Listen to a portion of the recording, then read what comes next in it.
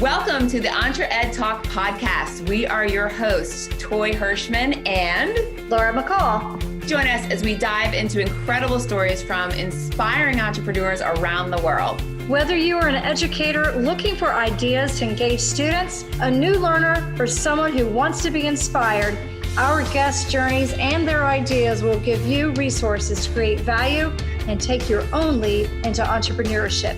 We are so looking forward to sharing our message with you. And don't forget to like, rate, and subscribe to the EntreEd Talk podcast on whatever platform you listen. Hi, and welcome to the EntreEd podcast, where we are so excited today to get to know Dr. David Darab. David is a practicing oral surgeon who owns and operates 3 offices in Western North Carolina.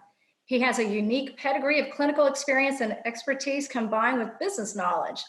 He's a continuous learner who is never satisfied with things as they appear. David loves helping others find new ways of thinking and new business perspectives.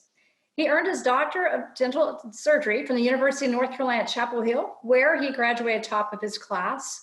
He went on to earn a Master of Science in Anatomy, where he was a teaching assistant from the University of Texas Southwestern Medical Center in Dallas before completing his residency in oral and maxillofacial surgery at the University of Texas Southwestern Medical Center, Parkland Memorial, and affiliated hospitals. David, that's a lot of words to say. He holds dental licenses in both North Carolina and Colorado, and David loves following his passion for finance. He more recently earned his MBA from the University of Massachusetts Amherst Eisenhower School of Management. David has served on a National Science Foundation grant as well as a National Institute of Dental Research grant. He has numerous publications to his credit and has a patent pending in the field of anesthesia. David is deeply involved in his community, where he served as the past president of the North Carolina Society of Oral and Maxillofacial Surgeons and currently associated with Exodus Homes, where he's a volunteer dentist and surgeon. In addition, David, to his clinical practice, he serves as the director of dental practice strategies with OmniStar Financial Group, where he coaches dentists in creating and sustaining financial success. Welcome, David. We're so excited to have you here and learn more about your journey. Great. Thank you for letting me join and share some pearls and tidbits with you all. So before we dive in, and there's a lot to dive into because you have shaped your career in multiple ways through the years, tell us a little bit about the journey into owning your own business. Probably starts way back. We all have a mentor that may have guided us or a role model. Probably my family dentist, if I'm thinking way back, being in a dental office a lot, going through dental treatment, orthodontic treatment, even oral surgery, and thinking that's kind of what I would want to do as I entered college, and then excelled, and then chose the career path of oral surgery, that or orthodontics was either one. I thought oral surgery would allow me more opportunities. And the interesting thing about dentistry, dentists are kind of their own entrepreneurs. They manage and own their own practices, kind of run their own little C-suites in each office, which is how I became involved in the business aspects, realizing I didn't really know near enough to manage a practice efficiently, and went back and pursued additional knowledge through my MBA, and now have the opportunity to help other dentists through OmniStar in coaching and consulting them. Awesome. I know a little bit from reading your background and knowing you personally that you have an immigrant background. Did that influence you at all in terms of wanting to be an entrepreneur? I think one of my adages is hard work works. And that was something instilled in me very early. My mother's parents immigrated through Ellis Island. They're Sicilian in descent. And my father's parents were from Czechoslovakia. So hard work was always part of the family unit. Well, we grew up in very modest means, and entering college, or actually through my first year of college, was struggling and not doing very well. And it was really summer work in 1 year, a factory. And then the subsequent summer, I worked in a steel mill, and it was working in a steel mill and seeing, the very harsh and strenuous conditions those people worked on that really kind of got me in gear in my academic career and started to really excel in classes and allow me to gain entrance into dental school. So hard work is part of that and continues to be, continue to state that or remind that to everybody. Anything worthy normally won't come easy. That's so true, and so much to unpack here. This is really cool. So excited to meet you, David. And we've talked to in our journey with this podcast and just in our work, so many medical professionals who realize, like you did, like, oh, I have to be an entrepreneur if this is going to succeed. And it's really interesting that you came to that realization and then you actually went and got your MBA, and now you're doing some coaching to help other dental practices and oral surgeons. And I really would love if you could talk a little bit more about that personal realization and then what you're able to do with it now that you can act as a coach and mentor. Well, I think one of our motto at OmniStar is illuminating blind spots. And the biggest thing, and we see it all the time in many small businesses, are blind spots. You don't know what you don't know. And people will fall off a ledge and not realizing that they were approaching the ledge. And I quickly realized that, went through post 9/11 was in practice, and we began to see, didn't notice it. I remember very distinctly the call from the accountant one day. David, we used to carry bank bags that had deposits from insurance companies and patients that we would take to the bank back in the old days. And it was Maurice. I said, Maurice, I don't have any bank bags. And he said, how about John? John was the senior partner. I said, no, he doesn't carry bank bags. I said, what's up, Maurice? He goes, well, you don't have enough money to make payroll. There's not enough cash in your bank account.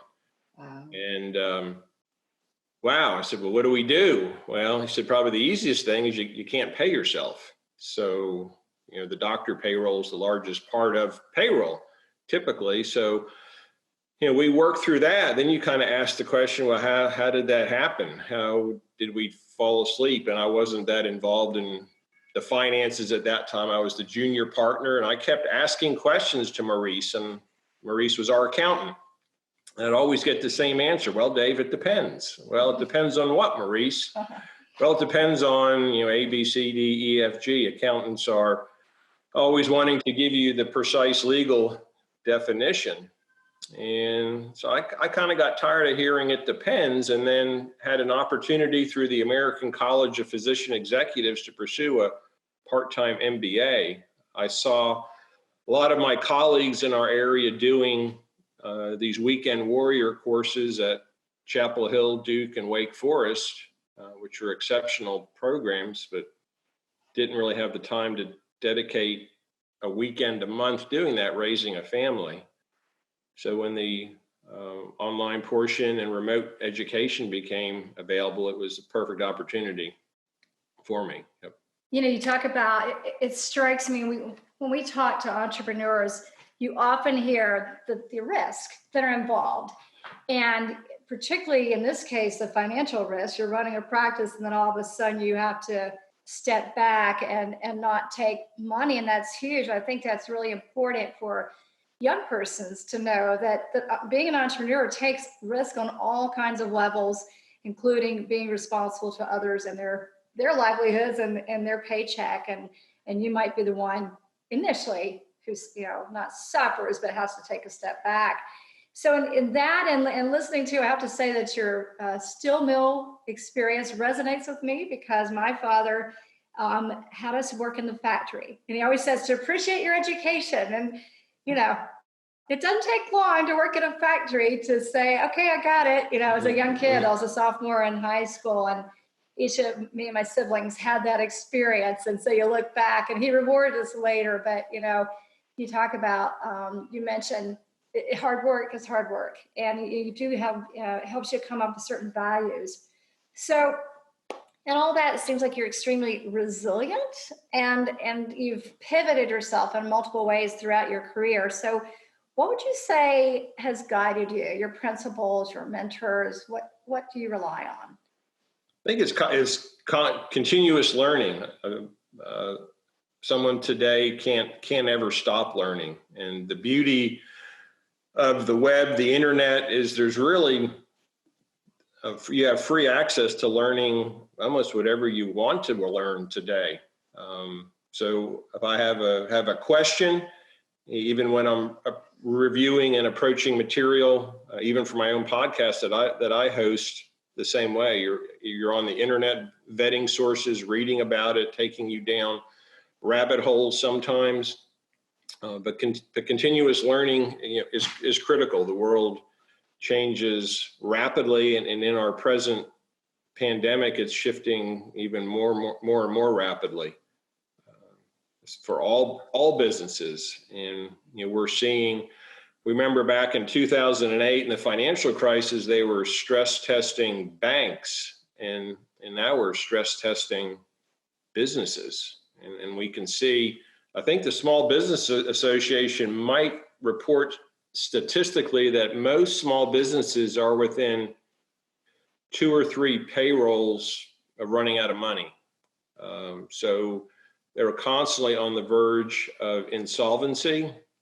And you're correct. What does keep me going is realizing that we have, in our practices, more than 15 people that rely on our practice for their family income. So it does create responsibility to manage both taking care of your patients as well as managing the financial and business aspects, of a entity. Wow. Yeah, that's a heavy lift for sure. I like to think I have my own company, but it's just me. So if I don't make payroll, well, it's just me. I love that you talk about continuous learning, because that's such a big deal right now when we talk to educators and young people and entrepreneurs, because I think now more than ever, we're all kind of learning, all of us are kind of learning things on the fly and trying to figure out how we navigate this strange time that we're going through right now. I know Laura and I have many conversations about, what's this new platform we need to learn? And we joke in our office, it's every time we have a Zoom meeting, there's another training to develop. And there's something new, but it's good. I mean, and it's good. And it's ultimately, I think we're going to come out the other side of this a lot smarter. Yes. But I love that you talked about eliminating blind spots. And I would love it if you would share maybe a coaching example or where you were able to help somebody find a blind spot, whether it's a dental practice or someone else that you've dealt with that just, it's that a lot of entrepreneurs we talk about discuss those pain points, the blind spots, and how you find those and then how you come up with a solution. We've got, so the interesting thing, coaching, and I won't, most independent medical practitioners are certainly highly knowledgeable, they're highly educated, and they're highly confident of everything they know. And many of them are very, very hard to coach for that reason. It's kind of hard to tell them something different until you could show them something different. So, we typically go in and we have a bolt-in software program that'll quickly pull out some financials, and there's no practitioner that we don't go into that doesn't think they're running the very most efficient, profitable practice, or, which is true, by their own admission, they wouldn't be doing it. Nobody intentionally does things incorrectly, but they don't know what they're doing incorrectly. So we can go in and show them some areas where they're leaking revenue or leaking cost or overspending. And it's always illuminating when they look at these reports. And the one thing that's somewhat hard to argue with are numbers. Accounting numbers can be distorted, but when they're grossly out of line with their peers, it becomes more obvious. And then that gives us some credibility in the eyes of these practices that, in fact, we do know maybe more than what they know about these topics. So just recently, in the midst of all of this COVID and pandemic, we're looking at several practices that we're consulting and coaching. And you look at a very basic thing of their how are they organized as a business? And many of these solo practices are sole proprietorships. And sole proprietorships provides zero liability protection for the practitioner, for their estate. They have put everything at risk, their home, their retirement, every asset they have. So we are, and this is within the last couple of weeks, we've uncovered 3 new clients that are sole proprietors. Wow. And it's alarming because they're senior practitioners like me that have sizable assets that, you know, a malavent, not only with a patient, but on their practice or on their facility could lead to litigation and risks their whole, you know, everything they've built over entire career. So a simple thing like making the recommendation to set yourself up as a limited liability corporation, creating, and we've seen this is something that's happened within the last week 3 times. So, but they never knew, you know, they've been doing it. It's worked well. They look in their checkbook and there's money, they're making payroll, they're funding their retirement plans, and there's more left over. So everyone thinks things are good, but you don't know when the disruptor's coming, as we've just had or are currently in, you know, pretty sizable disruptor, this pandemic, to close practices down to revenue for several months. Incredible. I can't believe that I guess as a doctor, you're so specialized and you're so, like you said, so educated, but we're starting to see more universities provide some of that background to all of the majors and all of the disciplines. But from my experience, I know that that's not happening largely yet. And that's incredible. That's incredible that you just something that to me seems simple, but if I was a doctor, I probably wouldn't even think about that. No, that's exactly right. And curriculums are slowly trying to adopt entrepreneurship. I know UNC Dental School is working that way, but the curriculums are packed with science and knowledge. It's hard to find that, but there are, I look at Toby Tobias was the CEO of Cleveland Clinic, brought Cleveland Clinic into, you know, its world-renowned reputation in cardiovascular care. And he himself was a heart surgeon. He was not an MBA, but one of the quotes I like is, "It's easier to teach a doctor business than a accountant medicine." So, or something along that line. But it was true. He would surround himself with people. He didn't know the answers, and I don't know the answers to every question. Nobody knows the answers to every question, but you have to have enough bandwidth of your knowledge to know when you're approaching your limit. And if you don't, that's where these blind spots are, and they're everywhere. And they can be inherently, dangerous in our own physical world, camping, hiking, doing other things. But it's pretty common. You don't know what you don't know. We see folks running into problems all the time in their practice that they need to refer to a specialist like us. And it was almost routine that I never saw this before. Well, it just meant that you've never done it enough to see these things happen. So it's something highly coachable. But it normally stems off of a crisis or a calamity, is when people become more open to, or they feel some risk that they may not have, that they need to reduce. I think, the tenets of entrepreneurship, and Toi and I talk about this a lot and try to teach young students and teachers about it. One of what you said rings true. It's questioning, being able to question it. Because as entrepreneurs, sometimes certain personalities of entrepreneurs just will dive into something. And as you said, think they know an area.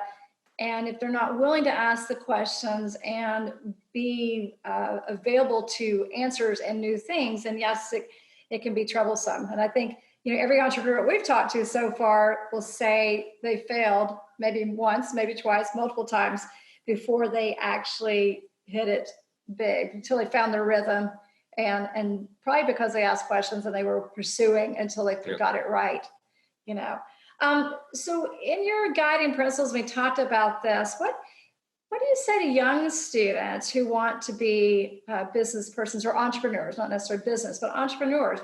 You're a lifelong learner and you've never stopped learning. So what do you kind of say to he has 3 boys that I know personally, and they've been educated in both public and private schools. And so how do you encourage them, or how do you encourage other young people to keep moving forward? I think you start by finding what interests you, what trying to expose for my boys, expose them to a breadth of opportunities, whether it was sports and arts and music, and some things stuck with them, some things didn't stick with them, some things they've continued to enjoy as they grow and mature, other things have gone by the wayside. So, and then their interests change with time too. So certainly follow your interest. Those interests may not be passions to begin with, but may develop into passions as time goes on. And then be ready to change. As the business culture changes, the world changes, begin to adopt new things. I love that you said that, David. And something that always generally comes up in the entrepreneurship realm, which is, people say, follow your passions, right? And I've always been somebody that's like, well, what the heck are those? Right? Yeah. But what you just said just now really bonked me on the head, because you said follow your interests, and those might turn into passions, and you don't know, but you have to pursue those opportunities. And I think that is so cool, because there's so many people out there that are these gurus, like, find your passion. And I always want to punch those people in the throat, because I don't know what that is. So, can we take a test and get a yes, no? That's right. It's one of the things that, I've got some buzzwords that I would steer away from. That would be one. It might become a passion, but it probably doesn't start a passion. Right. It starts as a kindle or as an ember, much like a firewood, and passions probably take nurturing. It takes a combination of your environment, having people that can support you, being in the right lane. But certainly you can't do entrepreneurship level work, the amount of commitment, time, risk that will be required if it's not something you can live, eat, and breathe all the time. Yeah, I think that's so cool. But I'm glad that you said that, because I think that's something people need to hear, that it doesn't have to be this smack you over the head, whoa, this is my thing. It might start as just something you like to play the guitar, and then it turns into something else, or you're just these little things. So right. Yep. Mm-hmm. Cool. Could you share with us some of your passions besides all of the things you're doing professionally? Some of the cool things I know from Laura, that she tells me really cool things. So if you share some of those with us too. I love photography. Most dentists are kind of also photographers. That actually goes way back to high school. So I was a student athlete, but was also really involved in art, in drawing, painting, and then photography. And it was always kind of an oxymoron that, why is this athlete in art? It was kind of the right brain, left brain kind of thing. And so I've always I actually wanted to be a National Geographic photographer. That was kind of my passion. And my parents convinced me that wasn't gonna work. There were very few of those around, which is probably true. but it's always been, I think that's the creative side of me. I'm always looking what's different. I think it was George Patton, I may be wrong, but Patton said, if everyone's thinking the same, then no one's thinking. And I love that. If it's what everyone is talking about, that's probably not something I want to be doing, because you're at the caboose at that point. If you're looking at, I want to be at the engine, I want to be at the beginning of something. And that takes having your radar up, being very observant of what's happening around you. And it's what certainly helps us with our clients, is being well learned in many different areas that our clientele don't have time to do. So I know Toi gave me the opportunity to give away the store. So David is my life partner. And I know from just watching his brain work, he does truly have an entrepreneurial spirit. But it's, you mentioned the art, David. And so I live in Asheville, and he started something on Twitter called the Asheville Coffee Trail. We'll go to different coffee shops, he'll take photos of things that strike him from a coffee venue and then post it. So there's always something, I think, you're pursuing that is an interest, a passion, and so it's fun. It's fun to be around someone who's always pursuing something new. So we have talked about students. Is there anything you would say, because you were lifelong, again, we keep saying that word, but learner, and you've been a teacher, and you've done multiple things in education. What would you say to teachers to help them inspire students? The amazing thing today, and the wonderful thing today, is that everybody has at the tips of their keyboard access to the world for sharing, whether it's certainly even we talked about Instagram, Twitter, blog posts, developing websites. It's very, very easy. So it's encouraging these interests, being aware, following their interests, finding a project that might interest them. And then a lot of it is just, it's iteration. It's what does work, what doesn't work. If it doesn't work, you do something different. That's a constant process in entrepreneurship.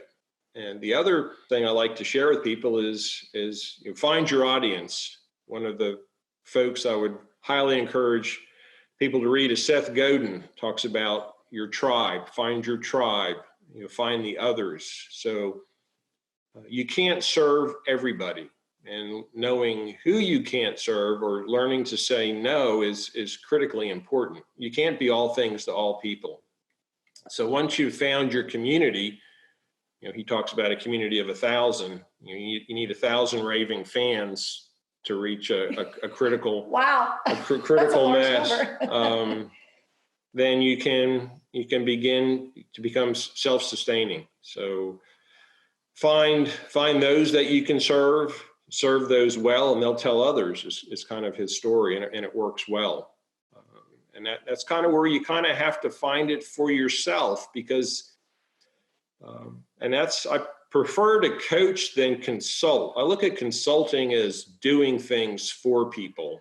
And in our own practice, we've had many consultants, and you pay sizable sums of money and they leave, and you're left with one or two pearls that you kind of implement, because a lot of it wasn't meant for you, wasn't meant for your style, your business, your practice, your demographics, however it may be. Versus coaching, let us try to teach you some of the nuts and bolts, show you some of these areas, and that's where the hard work comes in. Yes, it takes more work to try to figure this out for yourself, but it's going to work a lot better for your tribe, because only you know your tribe.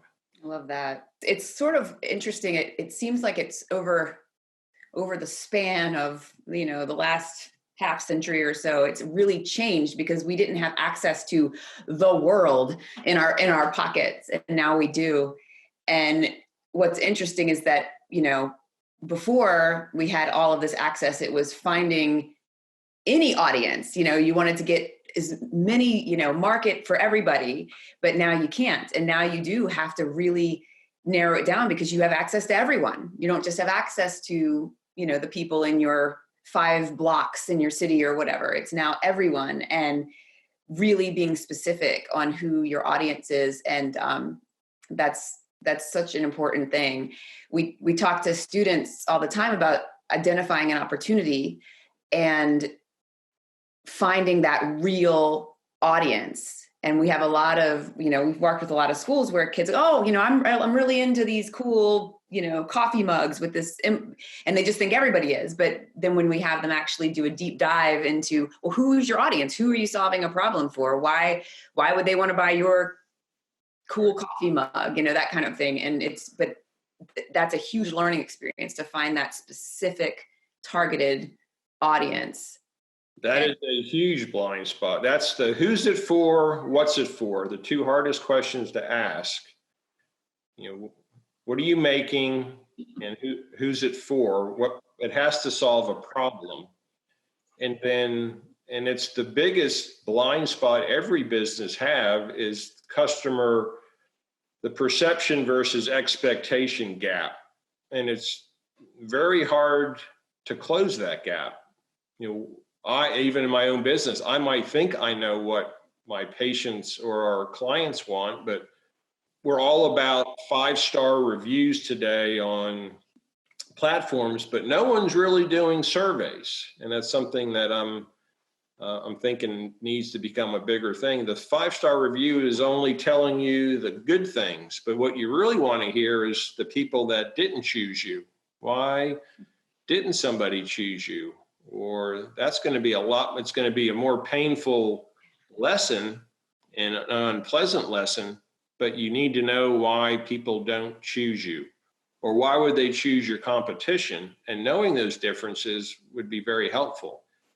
That's an area that's hard. It's hard to get good answers from. And I even, for myself, consider that a blind spot today, doing surveys versus just reviews. I think we used to do surveys, and then we started using the internet and we got away from them. But you mentioned, and starting to wrap it up here, but you had mentioned, I think the main thing about teachers is what I'm hearing you say is to coach their students, find something that they could want to learn, they could maybe find an interest or leads to passion, but most importantly, let them go and coach them through it, not consult, not say, do step 1, 2, and 3.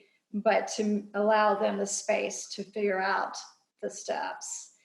So as we wrap up, thank you so much. It's always fun to talk to different types of entrepreneurs, and your journey has certainly been one that is, I think, unique for some of our listeners.